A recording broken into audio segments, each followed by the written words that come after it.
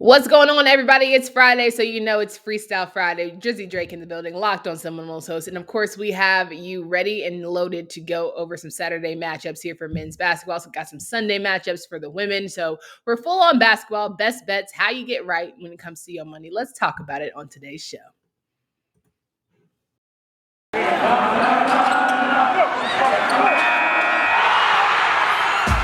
Locked On ACC, your daily podcast on the Atlantic Coast Conference. Part of the Locked On Podcast Network, your team every day.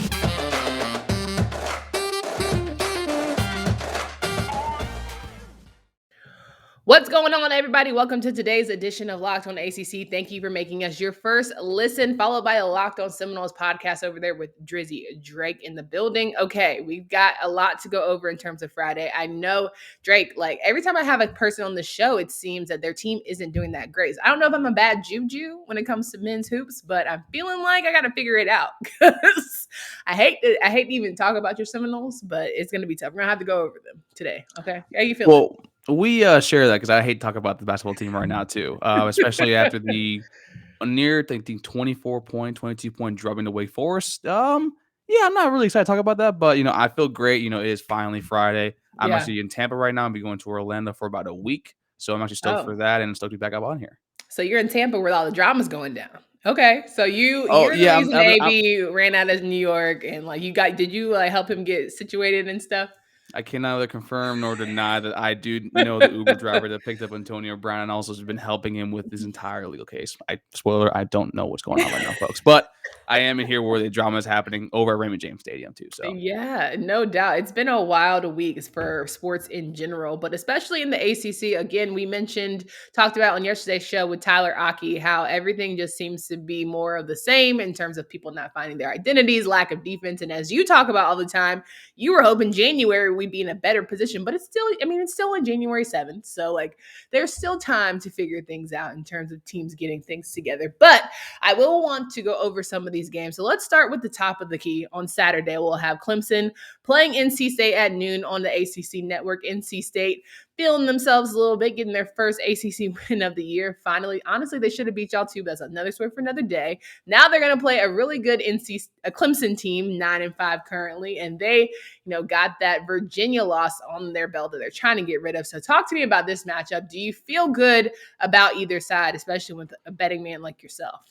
So with me for this game, I remember you bringing it up that I think last time we spoke was that NC State has had severely, poor execution when it comes to closing out games. Mm-hmm. And I don't know, folks, if you'll watch the FSU NC State game for those of us who finally have AC network, especially down here. I have no idea what's going through the inbound person's mind where he has three players in the box. or in the key. No one's moving at all. He decides to throw the pass to someone that is almost triple covered. Turnover, we win the game. So I'm in agreement with you right there. I didn't think we should have won that game. But with the Clemson team, Clemson actually been playing particularly well. NC State, for some reason, as you said before, hasn't been able to close out games at all. And which kind of sucks because Darian, I think, how you pronounce his name? Darian Sebron? Yep. Yeah, he's been playing very well. I think he's averaged a double-double, almost 20 points a game, just a little bit over 10 rebounds. So it's like I think, is accounted for maybe 50% of their total offense when it comes to actually for the entire year. So if he can have another good game and they find themselves in that position again, I think all they need to do is finally learn how to close and shut it down. So maybe they actually can steal one from Clemson because Clemson's been playing a little more they're out of their shoes lately. For sure. I think it's always good just to get that first ACC win under your belt. You're like, okay, we can compete with the people in our conference and really deliver. But also for this team who lost their best player in Manny Bates, they knew it was going to be an uphill climb for the rest of the season. And so to finally get that one, it's like, let's just build on that momentum. And I think Clemson's a great team to kind of test you, but still feel like you can compete with in terms of when we talk about NC State being that kind of third kid that people sometimes forget about when it comes to triangle basketball, but being able to just still stay in a competitive sense in terms of conference play. I think NC State has a good chance of winning this one. But then you look at your talents over there at 1:00 at Chapel Hill. Virginia will take on the Tar Heels, and Carolina coming off a very head-scratching loss against Notre Dame. It's just one you want to really put away because I don't understand why we losing to the Fighting Irish, but that's fine. But now you got the Cavs who are coming off that big win. They're feeling themselves a little bit. They're not the same Virginia team we're used to seeing, but at the same time, you can't take them lightly. No, you can't, especially with Tony Bennett being their head coach. More my concern is that we were talking about how like UNC had this stretch, of like easier games to go through, and they have kind of like a difficult stretch where they need to respond. The problem is, like, I know y'all lost Notre Dame, but you were without Darson Garcia. I think he was out for, concussion protocol. And then Corwin Walton, and I think Justin McCoy, I think we're in COVID protocol.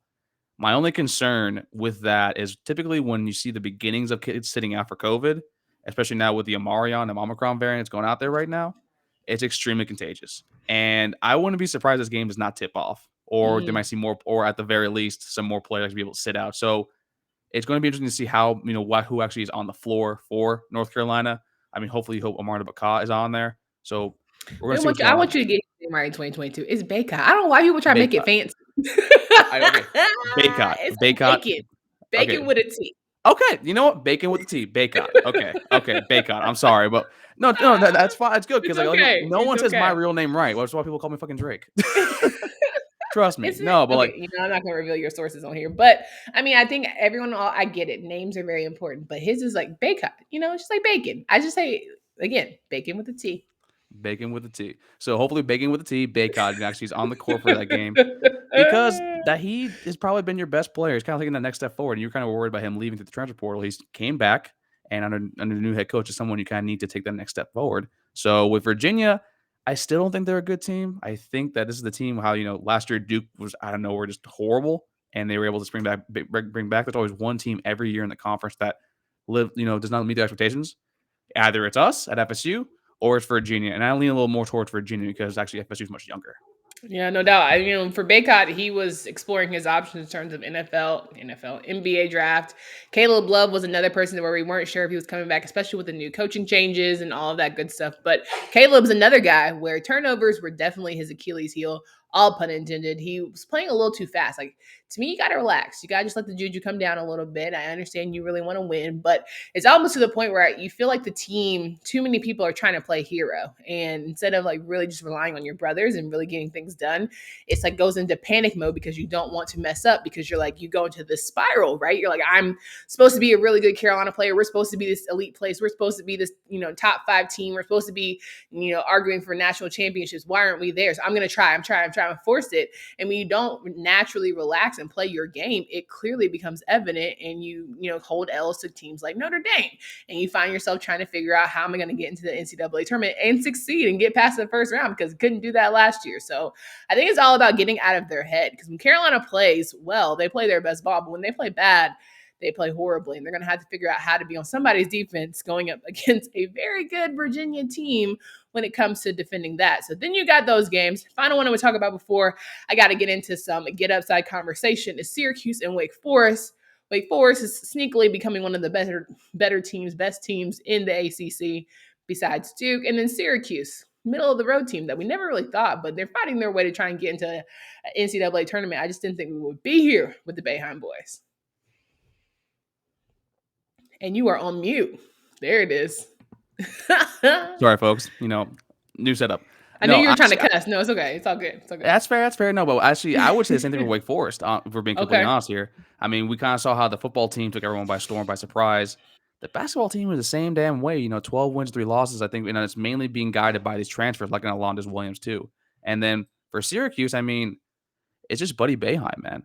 Buddy Boeheim is doing extremely well, and that's someone that I thought was going to take a little bit of regression. I thought he was one of those Cinderella, March Madness stories, like kind of like Marshall Henderson was for Ole Miss, like I think 10 years ago, back when I was in high school.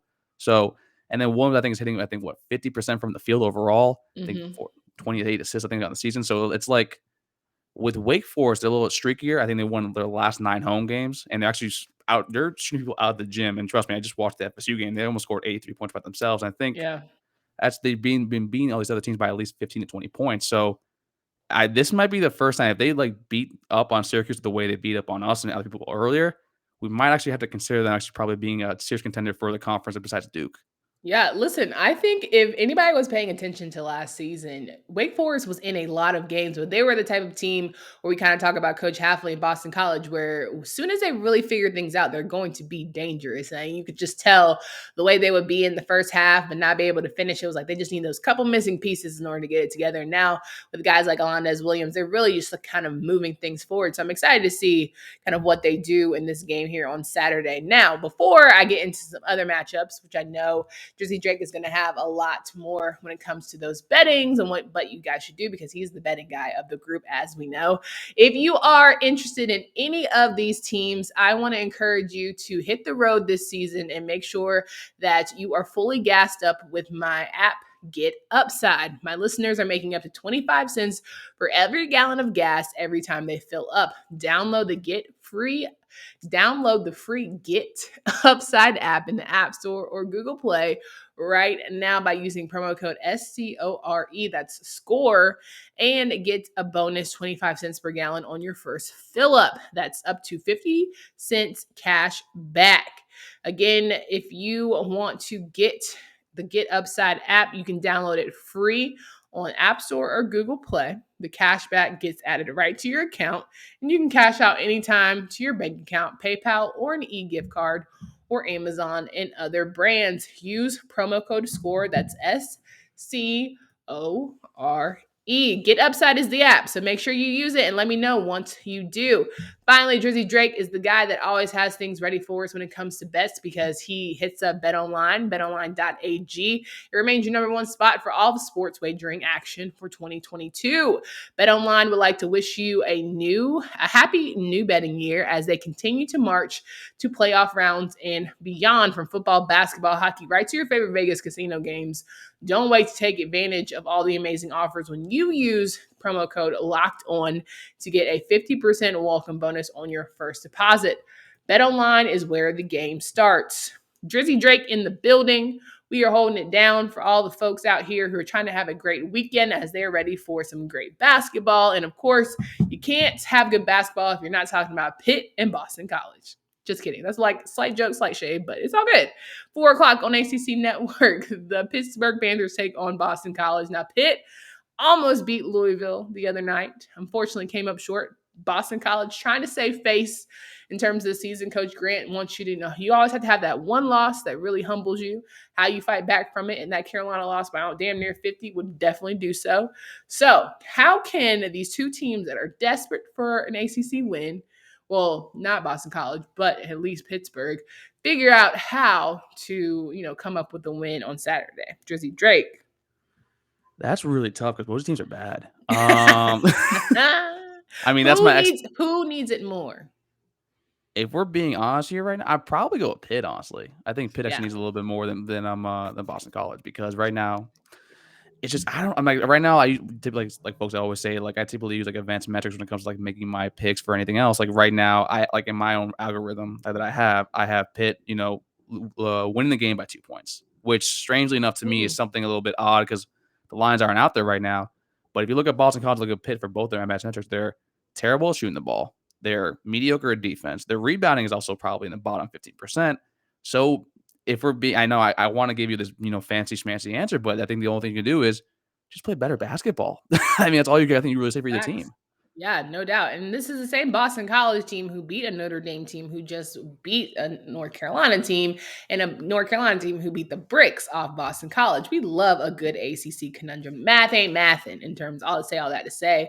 But I think Coach Grant, has less expectations for this year because nobody expects anything from Boston College. So any sort of win is always like, okay, well, we see you. Like, damn, all right. But for Pitt, I think Coach Capel is just really, let's just stop the bleeding. Let's just do the best we can.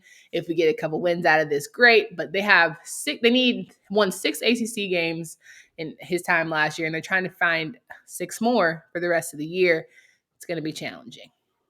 It's going to be hard for that. And it's really hard too, because I think now we're just, like I said, always say, like January is when we find out a lot more about these teams. And we're getting to the point now, like I said at the beginning of the show, where their identities is emerging, and it looks like the bottom of the barrel of the actual conference itself is pretty poor, and also maybe even the middle of the barrel isn't particularly that good either. So it kind of worries me to see how we're going to do heading into March. And you ain't lying. Notre Dame trying to keep that momentum rolling as they face a Georgia Tech team who had a strong showing in Durham, but unfortunately came up short against the Blue Devils. They will play at 6 p.m.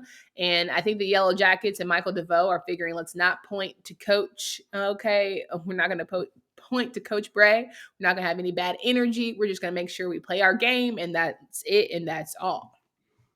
No, I completely agree with that. Michael DeVoe, I think Georgia Tech, their win losses begins and ends actually with him, and leading the country right now. Well, that's leading the conference right now. I think in scoring as well. And like you said, they played close against Duke, and that's something that we've said all year. Where right now it just feels like Duke and everybody else. Now Duke is coming off a little bit of a COVID pause. I mean, that's probably all coming off sluggish at the gate. So it's gonna be really interesting to see how they respond against Notre Dame, who beat up on UNC. But like we said earlier, did they really beat UNC even though they were out 3 of their players? So it's kind of like interesting to see how Notre Dame can respond after that kind of game.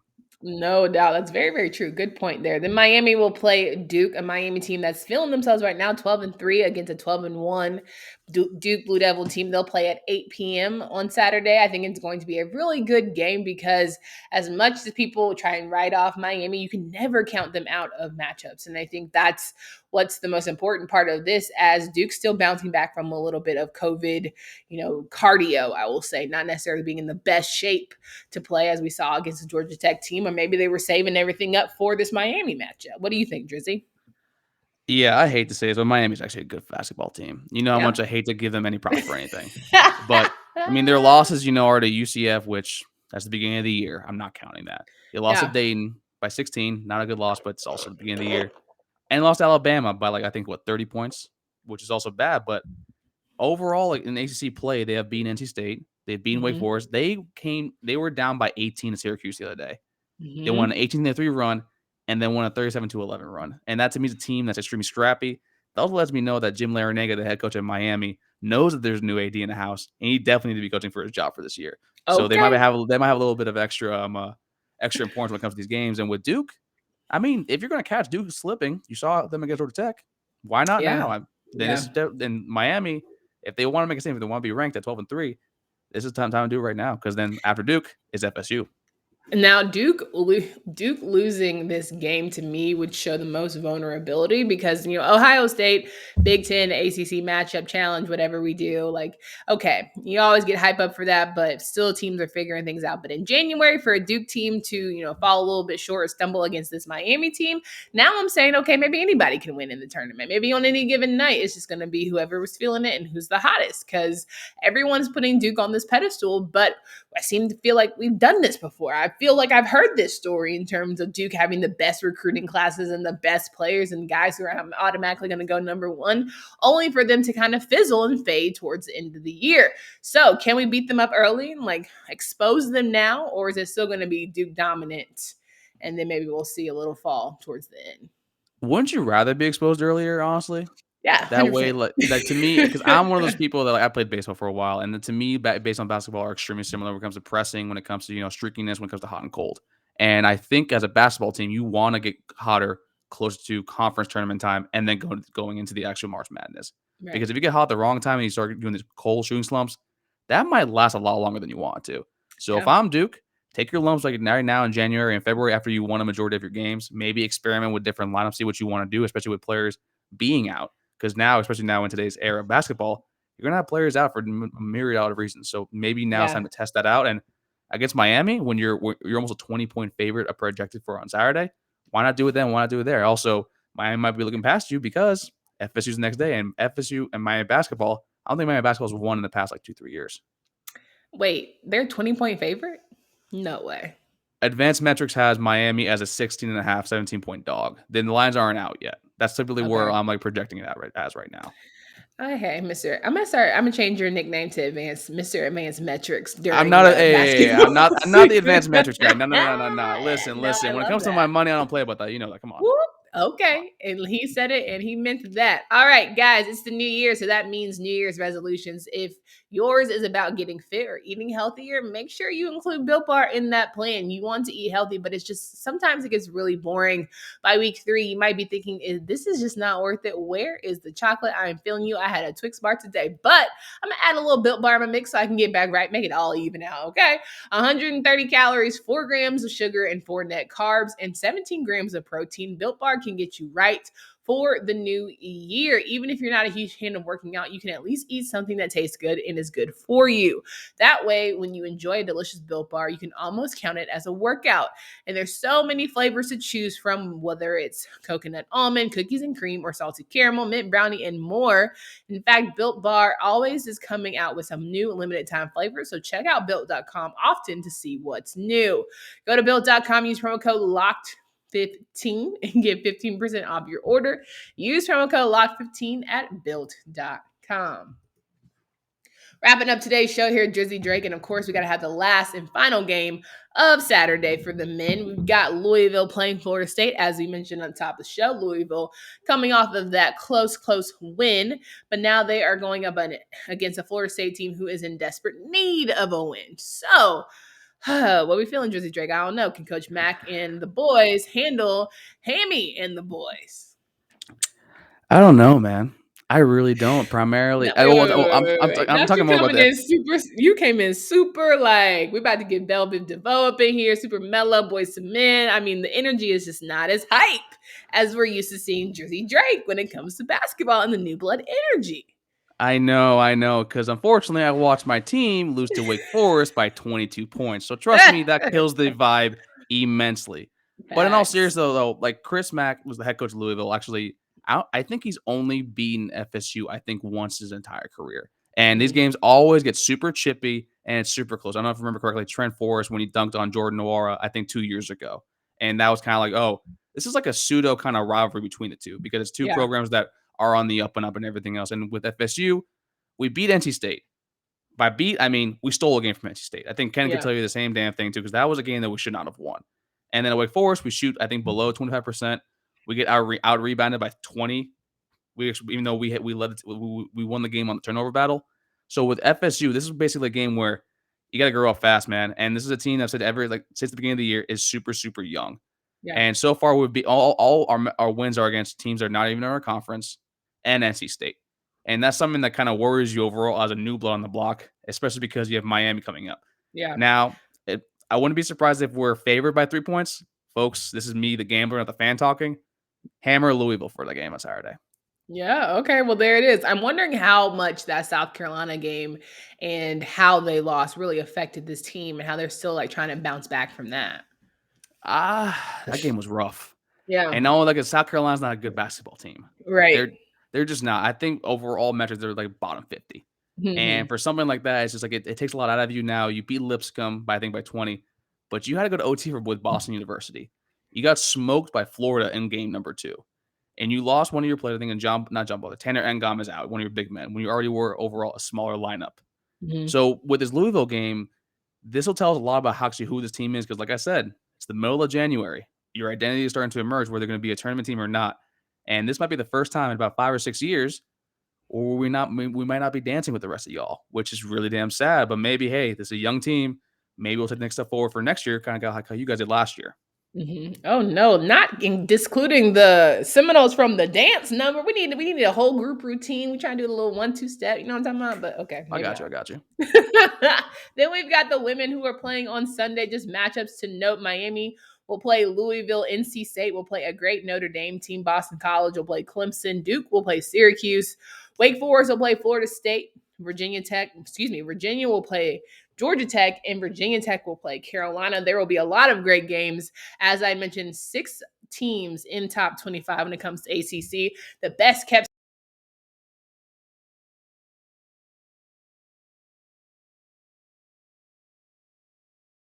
secret about get things going as we're heading into what should be a great Monday show where we'll recap all of these games. But Drizzy Drake, it's always a pleasure to have you in the building. Can you please remind folks of where they can find you, follow your work?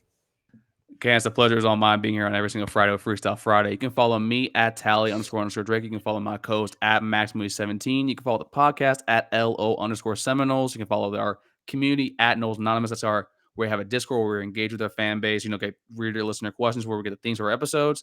And as always, go Knowles. Take care. And Coach Ham, please, I need someone to look forward to with basketball.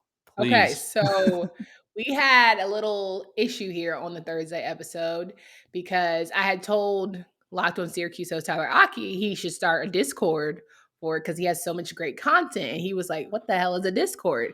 So I was like, yeah, well, Locked On Seminoles, they have a Discord and all this kind of stuff. So we were both, Tyler and I were both acknowledging our age here in terms of we're not really hip. How So, Tyler? okay, no, you know what? We don't disclose ages here on the show, but he's just a little bit older. Perdóname, okay.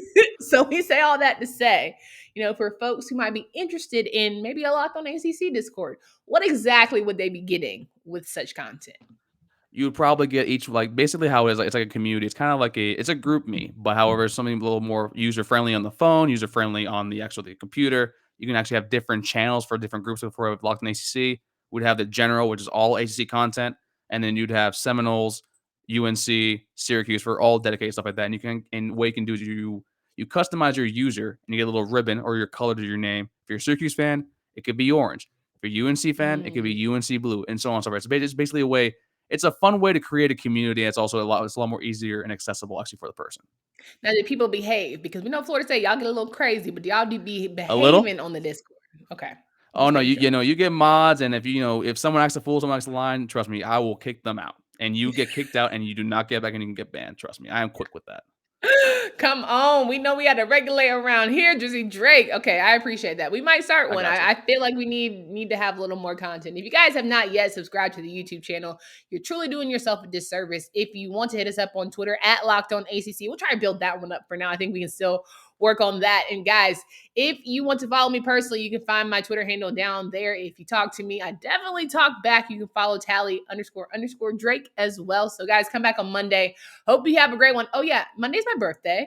So I feel like we'll have a special episode. I'm saying. Your birthday's on Monday? Oh shit. My birthday's on Monday. So we're going to have a little special episode. I don't know what we're going to do yet, but it's going to be a party. It's going to be a vibe. I don't know. Oh, well, if I don't see you, then happy birthday. Thank you so much. Birthday, but I will do my best to make it there, okay? Please come to the birthday party. You're so invited. All right, guys. Hope you have a good one for Candace Cooper and Drizzy Drake. Until next time. Adios.